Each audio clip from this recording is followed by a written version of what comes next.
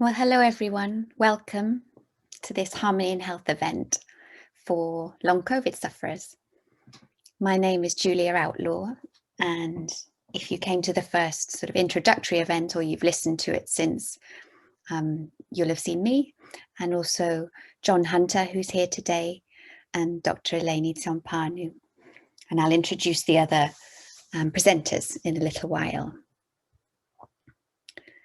So Harmony in Health is a team that looks at the principles of harmony and tries to apply them to how we can develop our own health and well-being in lots of different areas. And having suffered with long COVID for nearly a year now, and we thought we had something to offer to people who were suffering with this condition. So much is unknown, as you all know, and there's no easy solutions. There's no simple pill to take or set of advice that you can just follow and everything will work out. So we're not going to offer specific advice. That's for your consultant or your GP. And it's not really about an exchange of symptoms and how we can deal with those. But what we can do is share some of what we know about wisdom from the ancient traditions, ancient systems of medicine, and also modern disciplines that work to try and help organisms come back into balance. So find more harmony between their different systems, their mind, their body, emotions. And we know that long COVID affects lots of different systems in the body. And it's hard to sort of unravel those and tackle it from one particular area. But helping with your general health and well-being, so looking at things like nutrition, movement, gentle movement, being in your body, and other things like rest and routines and other self-care practices can help your system come a bit more back into balance. And there's some things that will work for you, some things maybe won't, but hopefully there'll be something that you feel like trying. And today, this hour, so we will finish at 4:30, but then there's a chance for about 20 minutes or so, if you want to stay on and have a chat with some of the other people here, and all the presenters will stay, and we can exchange a bit and ask questions. So that's completely optional, depending how your energy is. And that would be great if you wanted to. We will start with our expert input for this session. By the way, our sessions, we're planning to run them fortnightly, and I'll say a bit more at the end about that, but it will be an hour a fortnight with a different expert each session. And today we've got Anne Andernes, and she's here to talk to us about aromatherapy. And Anne's a very interesting lady. She's got a lot of experience. She's such a natural movement teacher as well, so very gentle natural movement. She works a lot outside in nature. I don't know whether you can see her. You probably can now, yes, with her apothecary behind her. And yeah, she's waving. So Anne's got a lot of experience in helping people. She's also a Pilates teacher, aromatherapist, reflexologist. And she's spent the last 40 years living in Norway. So she's had to really, I think she won't mind me saying, develop ways of looking after herself and self-care practices to get through the long winters there. And smells especially, and self-massage has been really helpful. So she's going to give us some tips on that. And then we'll be having our embodiment session for this week, which is a gentle rest, a constructive rest, a lying down. And Sarah Carusi is here to help us with that. She's an Alexander Technique teacher, so an embodiment practice. And she works with many different people.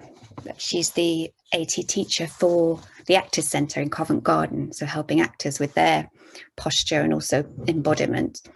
But she also works a lot with people in pain or tiredness, musicians to ease pain. And she's going to talk us through a very gentle way of helping the body come back into balance by lying down. And to finish, Dr. Eleni Tsiompanu, who's here, and we met her before, and Eleni's a palliative care doctor. She's also an Ayurvedic practitioner. And Eleni's going to give us some advice on nutrition, some general pointers about not what you should and shouldn't eat, but more if you're experiencing a certain set of symptoms or you feel like you're a particular type, what to do about that. And today she's focusing on what the Ayurvedic dosha called Vata, if that's predominant. What kind of things can offer you a warming diet? What things can ground you? So particularly if you're feeling very tired or a bit anxious or worried, the lying down can really help ground you. And then also some of the advice that Dr. Eleni will share with us at the end will too. So that's what it looks like. And I will, just to say, you might want a piece of paper and a pen if there's anything you want to follow up, but we will share this video and also any of the materials that are shared. So don't feel you need to remember all of Anne's oils or any of Eleni's recipes. We'll email those to you. Okay, so Anne, over to you. Thank you, Julia. Lovely to meet you all. Although I'd love to be able to touch you and to send lots of aromas to you. So it's a beautiful challenge we have here to imagine lots of aromas to make and help you feel better in a feeling of support, and how aromas, how odors, how fragrances have a much bigger effect on us than perhaps we realize. So I feel my aim with you today, being with you together and joining, as you say, I'm in my office with hundreds of oils, but really you are all aromatherapists. We're all born to be aromatherapists, and we're all born to massage as well. These are two very natural instincts. We know from as long as there have been people on this earth, plants have been there to support us, to heal us, to give us nutrition. And this is what it's all about. I don't know how you are feeling about the word aromatherapy. I have a little bit of a problem with it because in the recent years, decades, it has become rather commercial. One thinks one has aromatherapy, one pays lots and lots of money and goes to a spa for the weekend, which is all very well and nice. But in fact, it is not just that, it is for everybody. And personally, I have had great use of aromatherapy since I was a child, and my grandmother brought me into being fascinated by the aromas of the plants. Where I grew up in Gloucestershire, actually, if there's any of you from Gloucestershire and the Cotswolds. And I made all my potions already then as well, with her help and inspiration. Since moving on in life, I have seen how this sort of therapy, this sort of support from the natural world can aid us in many difficult situations, which many of us find ourselves in today, in the present situation, or through other situations in life in general. And also for those helping those who need help, caring for the carers, vast field. I have worked in hospitals, in hospices, with Alzheimer patients, dementia patients, together with consultants who want to add another dimension into helping people to feel better. We're not here to cure, we're here to support the body to help itself. So I'm going to bring you into this aromatic world, and I'm going to be sharing my screen with you and taking you through a little wander, a little olfactory, which is the sense of smell that we are born with. Our sense of smell is the first we note when we are born, and the last as we leave this world. So we have aromatherapy all through our lives. And I'd love to inspire you to perhaps take a little bit more care and notice into our sense of smell, because I feel it could give another dimension in your process of recovery and healing. That's my aim with you today. I'll keep it simple. If you want to take any notes, as Julia said, you may do so. And if any other notes you wish to have can be sent to you later. So don't worry if you don't pick up everything I say, because I have a lot to say, but you don't have to remember it all. Don't worry about that at all. But before I share my screen, I'd just like to say you can already begin with your aromatherapy in your kitchen. you can order your plants. Because if you don't feel like going out in nature just yet, because I know you're all probably on different levels of recovery, maybe you don't even have a sense of smell back yet, because I'm sure you have been through that phase as well. But if we want to begin gathering and waking up our sense of smell, you don't have to go far. Just find some herbs, order some herbs for your garden. Next time you put your food order in, buy some extra special good herb plants here, like I've got lemon balm. I have also rosemary, rather basil, and you know all the ones we have in cooking. And all you need to do is have them by you if you're sitting, resting, reading, and use them not just to eat, but to have as your own aromatherapy session as you're relaxing. Just pinch the leaves.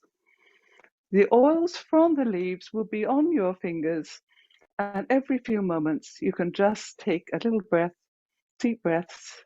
I know you're doing breathing next workshop, so again you can even incorporate having some herbs with you. You can breathe in those as well to get double effects.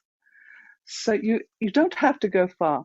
In the kitchen also, we have seeds. So I'm telling you now where essential oils, what they are and where we find them. They are in plants, in many parts of the plants, and in the seeds. This is a juniper berry.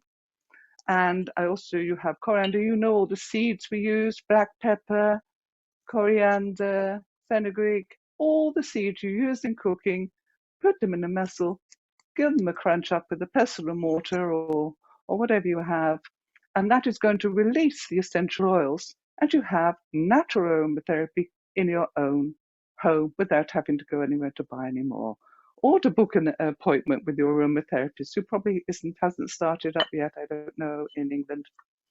But anyway, they are to be found everywhere. So you have much more access to aromatherapy than you believe if you start thinking about it. The other beautiful fragrant aromatics is, this is cinnamon. You can have a cinnamon stick and you can rustle about with that, and you can have the effects of that as well. And I have got here, not from our part of the world, but this is sandalwood. And I do burn a little bit of sandalwood, and that creates a lovely fragrance in the air as well in your home. So I just want to show these things before we move on, and which we'll do already now. Otherwise, the essential oils are to be found in bottles from various suppliers, which we can discuss later. So aromatherapy is all about you, and I'm just going to take you on a little wander with me, and I'll be talking through it and giving you some ideas as we go. So say about 10 minutes, Anne, something like that.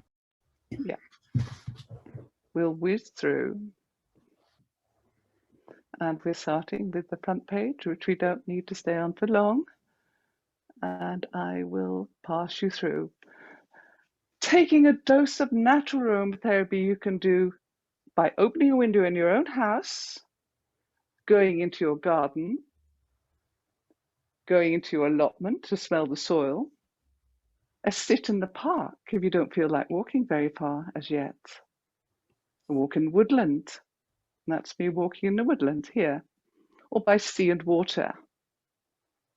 We find the aromatics in the trees, the flowers, the plants, vegetables, fruits, and also, of course, our animals and pets.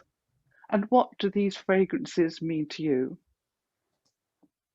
I know for one that when I used to go to school, the last thing I did was to pet my dog and rub my hands together, and I felt he was with me in school all day, and I had a lovely memory of my lovely dog all day long, and it made me feel very, very good.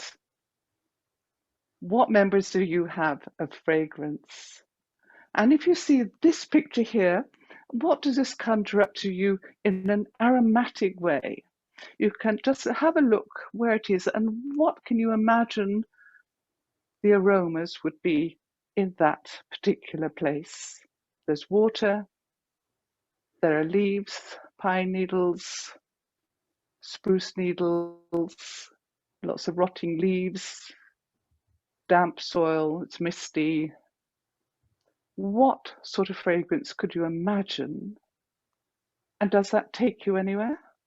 Have you any memories? And what about this one? If you take a little wander through this meadow, what does that conjure up in your mind?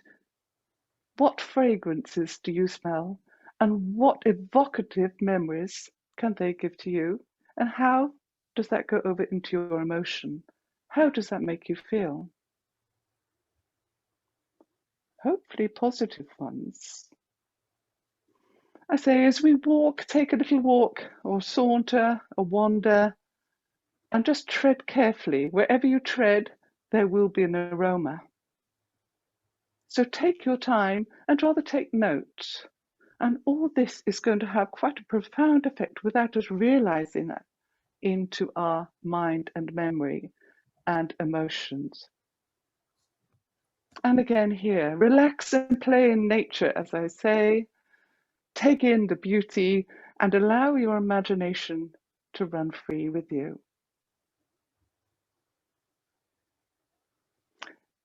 Now here, this little test I gave to my 4-year-old granddaughter and my son-in-law recently. What fragrances do appeal to you here, and what do they make you feel? Where do they take you? Now, where do you think my 4-year-old granddaughter went to first? Can you think where she would go? Yeah, it was the bunts.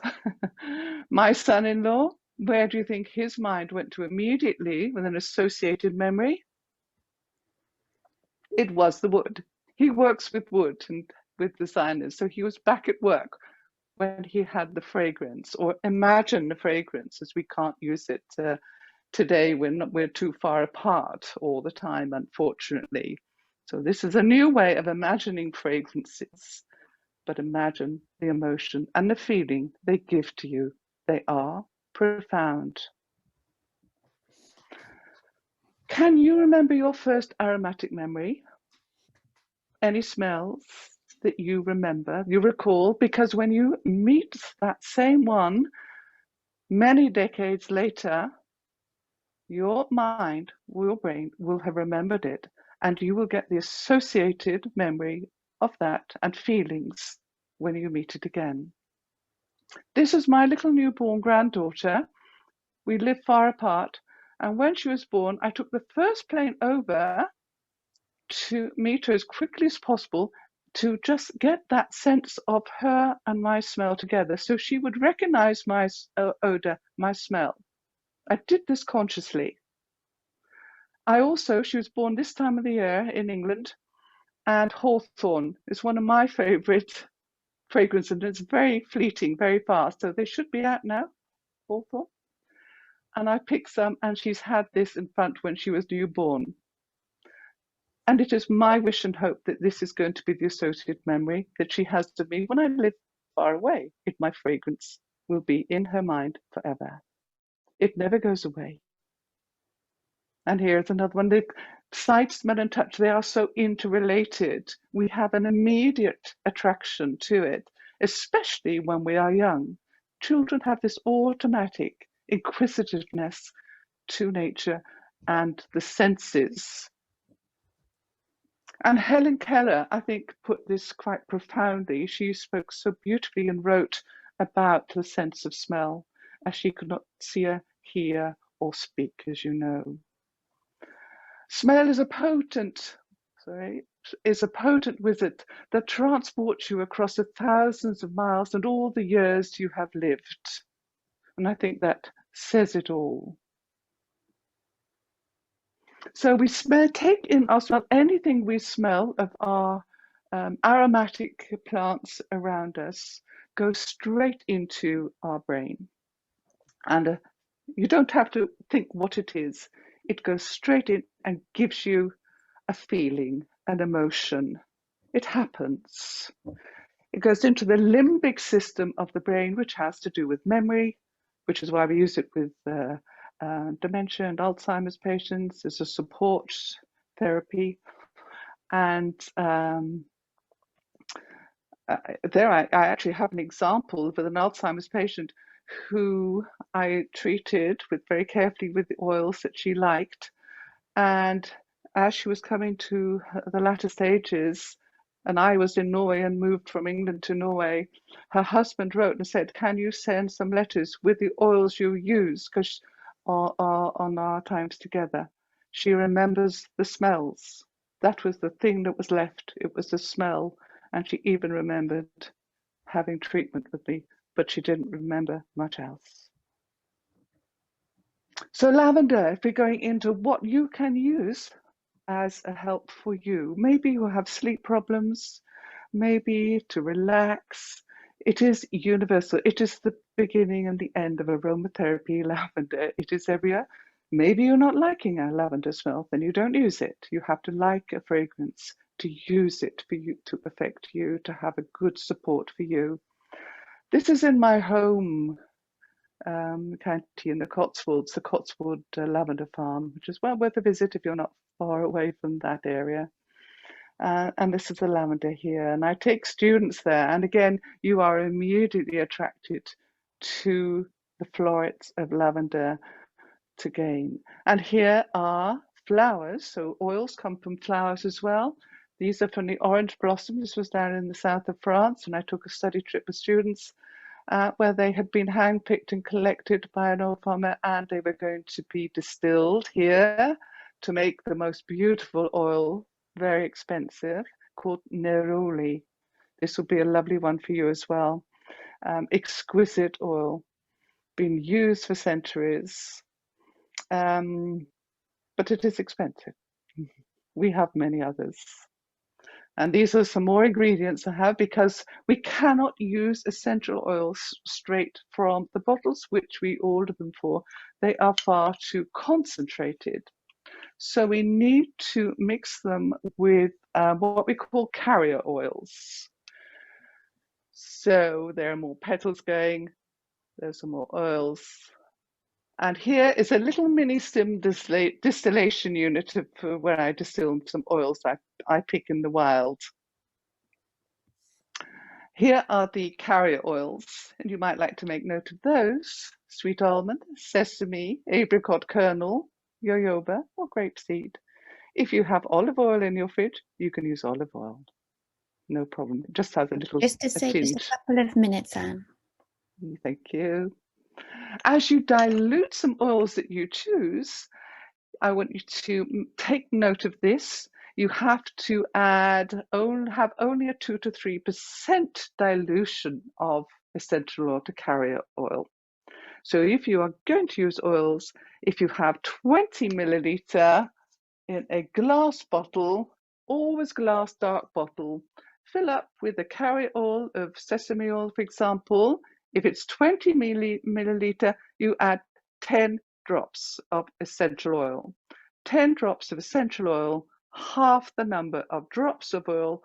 They come in dropper form, so that's very easy. And that's an easy equation to remember. So you don't use essential oils directly on your skin, and you don't take them internally either. That's very important. So once you have chosen some of your oils, and here I have a list which you can be sent, which I can recommend to be useful for you, you would blend in that manner. In order to place them on your skin, everyone is a masseur. We need skin touch. We have had a lack of skin touch, especially this last time. That really stimulates all the nerve endings. And I want you to imagine there we are smoothing oil once it's been blended up towards your heart. That's a good little rule to do. So move from the lower extremities up to your heart, towards your heart. You can just do a hand. If you don't feel the energy to do any more, there's no one to help you, just your hand. Go round in a circular action around the joints. That's always very nice. And around your wrists. You have healing in your hands, your own hands. Just smooth, take in the fragrance which you've blended, and up towards your hand. And the same with the feet. I can try and bring mine up there. And we're going to, again, go stroke up towards your heart. Good to do after a bath, that you have a blend of oils. Of these I have recommended for you into a carrier oil, half the number of drops to your carrier oil, and then smoothly over and let it soak in. Good to do after a bath. In a bath, the foot bath is another wonderful thing. All you need is a bowl. That's all. Water, salt, sea salt, and again, that same proportion of blend. Oils, 2 or 3 of those we could choose, put in, especially the nice woody ones are good in a foot bath, warming ones. And I also like to put a stone in there, and you can just sit and massage your feet over a stone in a foot bath. It really gives a lovely uplift and feeling for you. We can also use a spritz water in here, fill up water, collect a bottle, get from Boots or Neal's Yard, spray bottle, fill with water. Here you can add your drops to this bottle, 30 milliliters. I would add about 15 drops of chosen oils, which you have an attraction to, you feel are right for you. You then close it and shake it, and then spray in your room, not in your eyes. Keep away from your eyes, of course, and pets. So that gives a lovely clearing and aromatic space for you, and it gives a lovely, lovely feel for you. What else can I quickly show you? If you can't sleep, sleep is another problem that many of you may be fighting here, and that is have some cotton wool. Add a couple of lavender drops to it, straight from the bottle. You can do here, couple of drops, beautiful, and put it underneath your pillow, not right close to your skin, under your pillow, and that is going to give you fragrance during the night to help you sleep. So I would just like to go on here, dilution, and I've made some recipes which can be sent to you. So I'll pass through those. Thank you, The Anne. I power think of we'll have touch. to stop, Anne. Sorry. We'll stop. And I just wanted to say that my granddaughter heard what I was going to do with you today. She went out, specially picked these flowers for all of you here today, because she wanted you to feel better. So these are from my granddaughter to all of you to feel better. Thank you. And I really hope you will try a little bit more with your oils and fragrances, naturally or otherwise. Thank you. Thank you so much, Anne. That's so lovely. Thank you, Maya. Good luck. It's interesting just hearing, because there's so many sort of expensive products you can buy, and but just to remember to smell what's in the kitchen. Or I remember going to a friend's allotment partway through the recovery and just picking a leaf and smelling it, and then being unable to stop smelling it. It was so uplifting. I think it was lemon balm. It really makes a difference. And I know if you've lost your sense of smell, just consciously trying to smell things can really help. So thank you so much, Anne. Sarah, over to you. Thank you, Julia. And thank you, Anne. So we are going to do a guided lying down session. But before we do that, I just want to actually show you how we're going to be lying down. So if you can find a couple of books, and when we lie down, we're going to place the books under our heads. And all you need to make sure is that when you're lying down and you place the books, the purpose is that our head doesn't tilt back too much or our chin get tucked into our neck.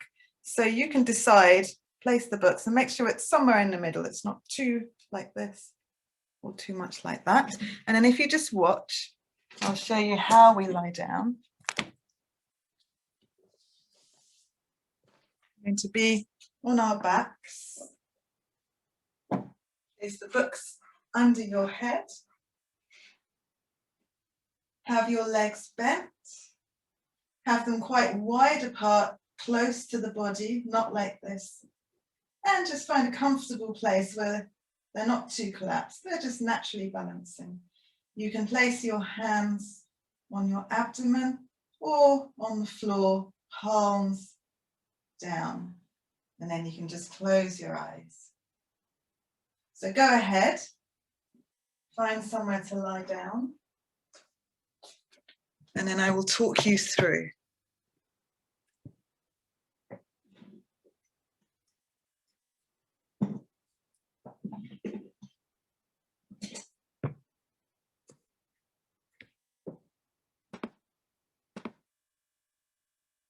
So it's not important that you see me as long as you can still hear me.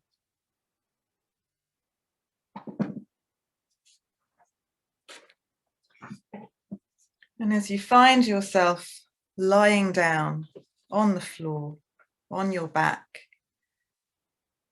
I invite you to allow yourself to just take the pressure off. We all experience so many pressures. And as we lie down on our backs, we're immediately aided by gravity, which allows us to take the pressure off. Allow yourself to just take a moment to feel those parts of your body that are connected to the floor. Maybe it's a shoulder blade, maybe it's part of your pelvis, your head, your feet. And allow a sense of the weight of your body to drop into the floor and be supported by the floor.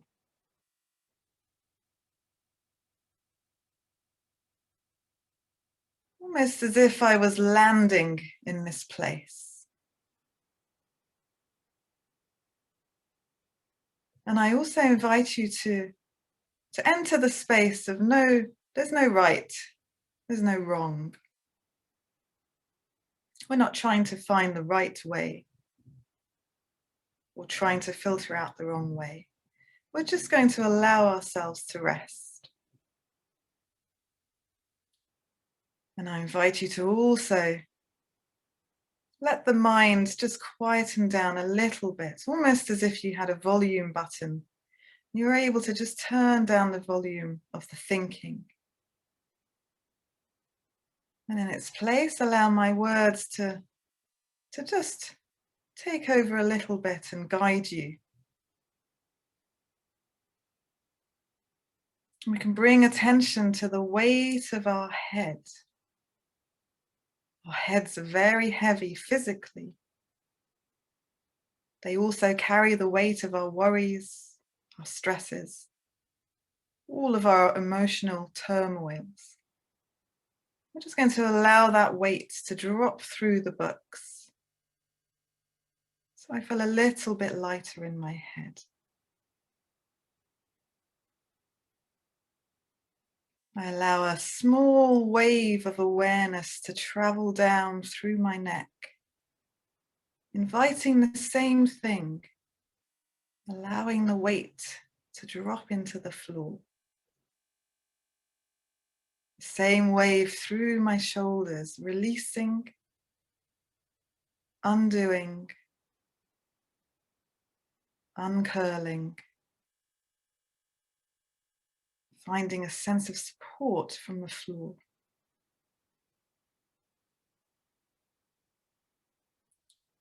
Travel with my awareness down my back.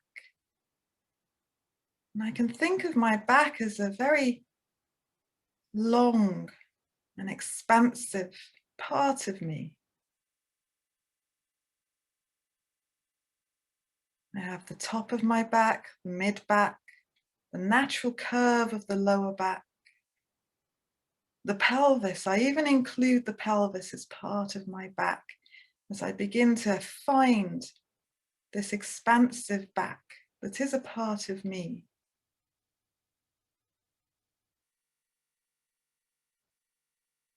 If I have my hands on my abdomen, I can just allow the palms of the hand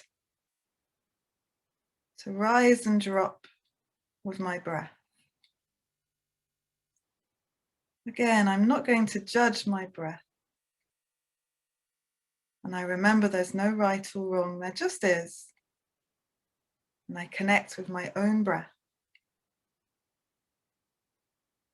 rising and dropping.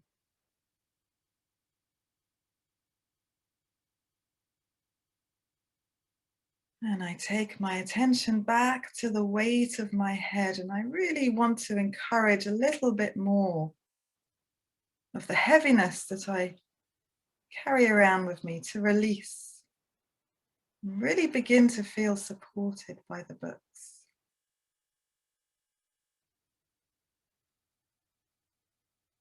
Even the act of lying down like this, with the help of gravity, I'm taking the pressure off my spine, taking the pressure off both ends of the spine, the top end of the spine, which if you can think about directly behind your nose, that's where the top of my spine is. As I'm releasing the pressure of my spine, it can begin to lengthen, which is its natural state. I'm also taking the pressure off the base of the spine, space around my coccyx, my lower back.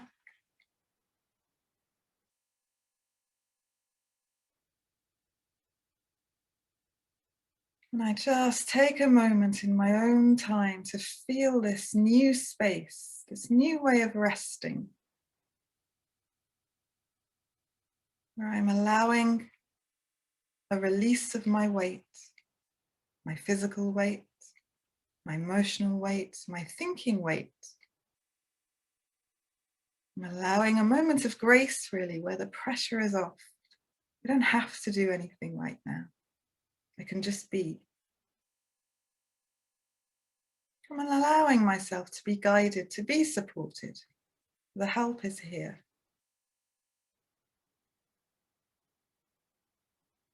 And with my next in-breath, I just breathe in that pure, expansive breath of the moment, which is here for you.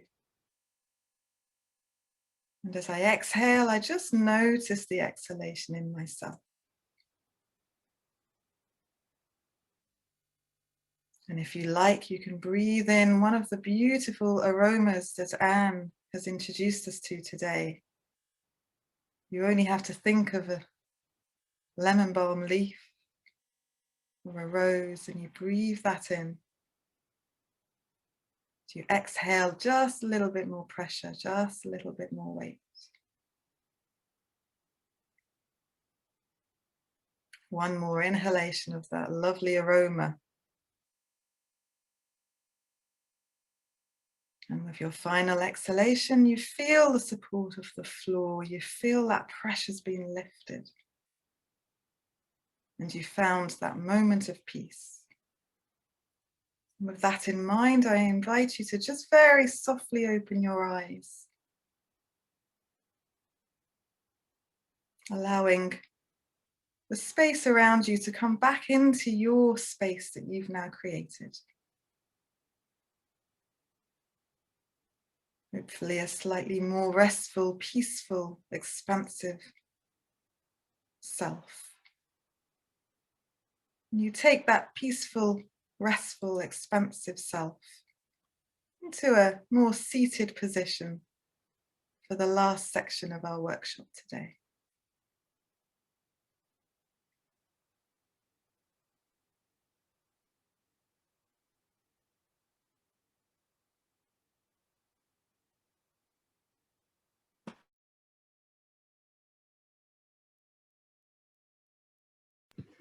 Wonderful. Thank you, Sarah. I'll just give everyone a moment to sit back up. come to. It's just, about even less than 10 minutes. And it's something, I do every day. I'm lucky enough to have experience in the Alexander technique, but just when you don't feel you have the energy for exercise and you don't feel like trying to sleep again, or doing anything particularly, it's almost like exercise, just properly lying down and allowing the ground. I think it's so wonderful. More grounding now, but with diet, and I'm going to hand over to Eleni. Thank you, Julia. So I'm going to try in a few words to describe how we are all different, but yet connected. In Harmony in Health, we look at health as harmony of the different elements inside us. And in Western medicine, we look at ourselves as organs and systems. But in ancient Indian science that is called Ayurveda, we use the 5 elements called ether, air, water, fire, and earth. And within us, there are 3 principles that govern everything in the body. They're called doshas in Ayurveda, and they are vata, pitta, and kapha. And vata is the energy, is the principle, is the pillar that helps everything in the body to move. So when you walk, that's when vata is working. It helps to move the joints and the muscles. It helps to move your heart. It helps to move the air in the body, in the lungs. It helps to make the brain work, the nerves that fire so fast. And it helps also to move the gut, the food in the body. So what we breathe and what we eat are key for our well-being, and also what we see and what we smell. And if you think of the food that you eat every day, it's important, first of all, to think when you're going to eat, what time of the day you're going to eat. The body that has to be eaten needs to be digested. So the first and most important thing to do is to eat at the right time. And the best time is when the digestion is at its best. And that is when the sun is at its highest. So if we eat in the middle of the day, then that's when our digestion is at its best, and that's when we can digest our food properly. And only a well-digested food is a nutritious food. If you take food at night, you may have problems. So I would say the first principle for being healthy, especially for people who have a lot of this energy inside us, which we call vata, which are the people that move a lot, who talk a lot, who have problems with their digestion, and they have problems such as constipation. So they have to have a routine, and the routine needs to be such that the food is eaten at the best time for it to be absorbed in the middle of the day. So that's the first thing. The other thing is that we tend sometimes to stop eating because we are busy, or we are worried, or we have fear, or we are anxious. It's important to have a routine. If you go for many hours or a day without eating, the body has difficulties. So a good routine is very important. The other thing is food combinations, what kind of foods to combine. So it's quite important to have fruit at separate times from other foods. Leave 2 hours from between eating fruit and other foods. And it's important to have something like cooked food if your digestion is not strong. So many people who have problems with long COVID often don't have a very strong digestion.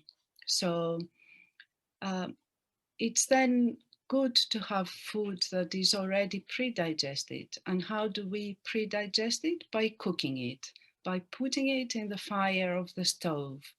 If the fire inside us, the digestive fire, is not strong, it's good to give food that is already cooked, such as soups, such as stewed fruit instead of stewed apples instead of raw apples, such as milk that is hot and that is heated with spices such as cardamom, cinnamon, cloves, and other things such as saffron, which is a very good herb to have.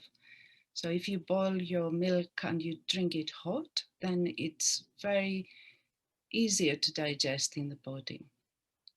Things like rice pudding is a very good dish to have, again with all these herbs that I just said. And if you're the kind of person who has a lot of vata in them, so how do you recognize that? You talk too much, you can't stop your thoughts, they're firing away, you're restless, you like to move furniture around your house, you like to travel a lot, and you probably feel stifled at this time. You like to change jobs, you like to read too many books at the same time, you jump from one job to another, and you move your legs or your arms, you're just restless.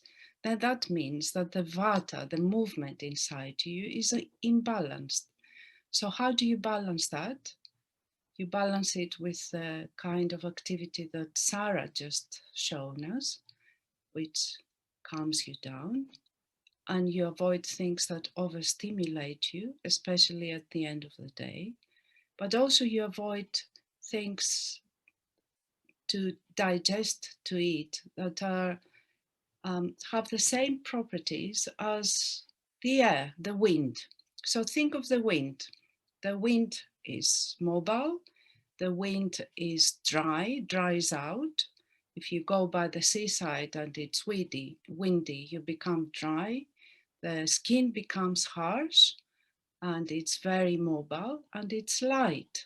So you need to avoid foods that are light, dry, harsh, and instead have foods that ground you, such as oil. Sesame oil is very good, olive oil is good, and the best of all is ghee, which is made out of butter.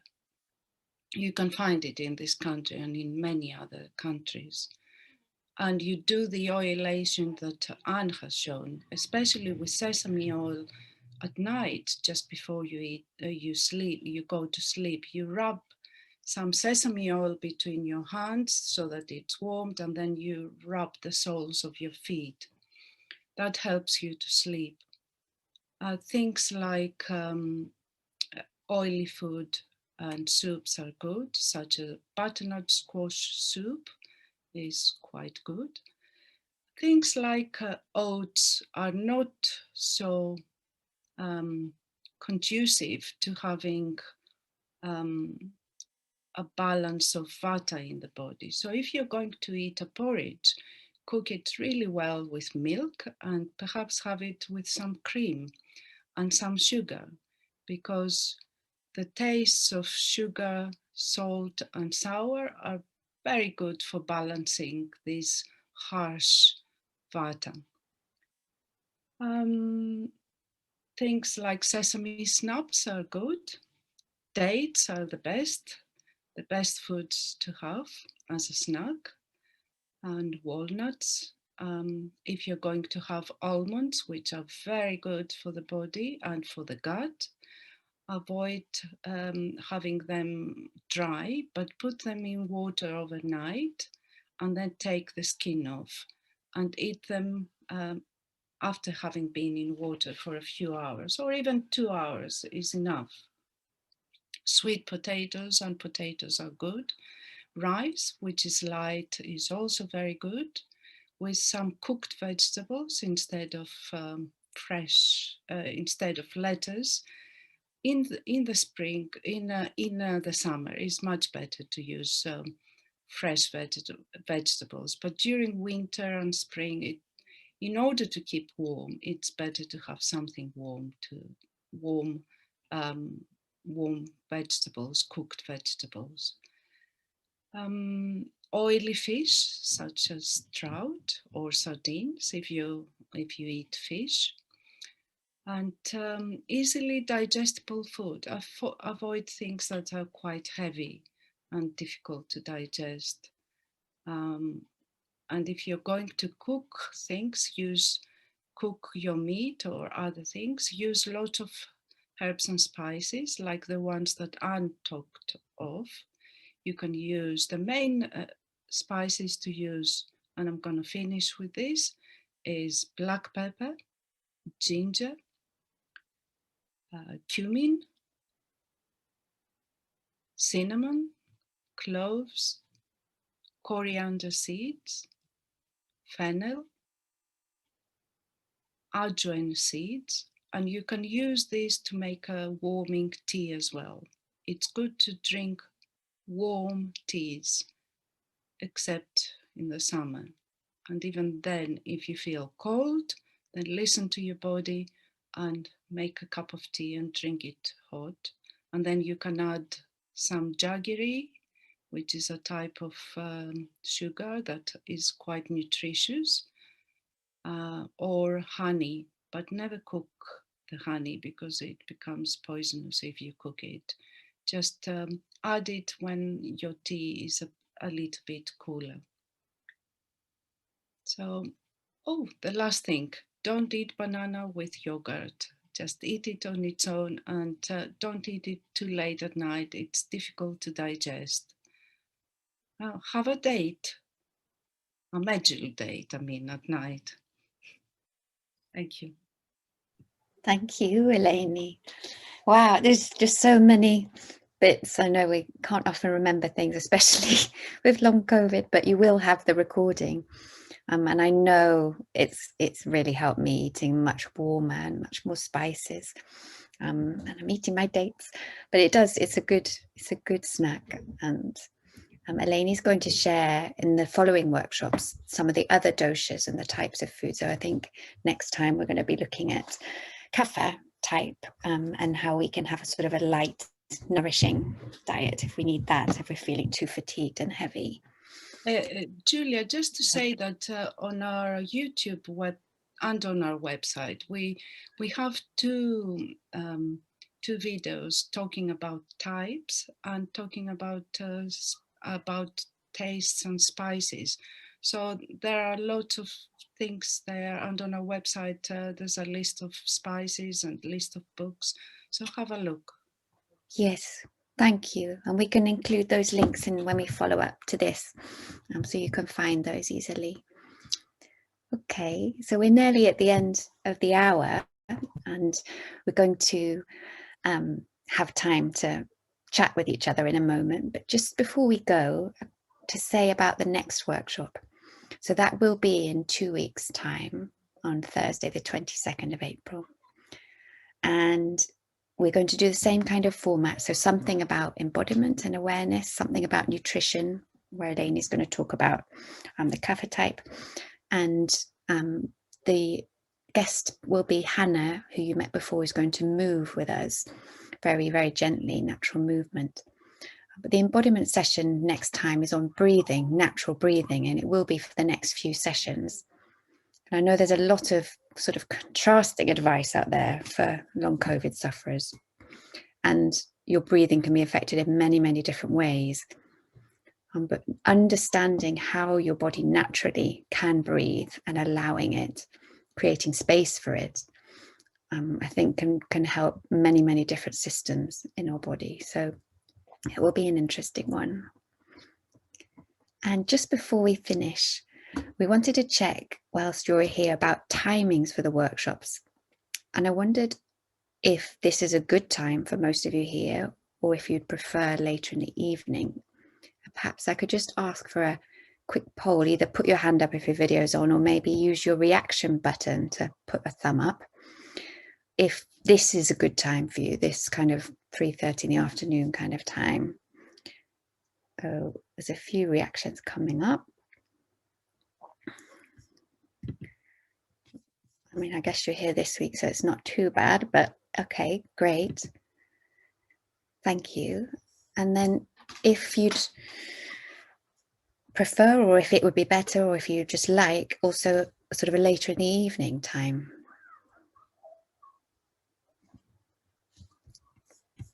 Not so many. Yeah, it was the same for me. One or two. Okay. I mean, just from that, I think we'll keep it in the afternoon and obviously share the recording, so you can always watch it whenever you can. I know energy levels vary a lot, certainly by the evening. Great. Well, thank you so much, everyone, for coming. And a special thank you to Anne and Sarah and Eleni for sharing all of that. And we're going to now stop recording, and we'll see you in a couple of weeks' time. And we're going to share with each other in the breakout rooms.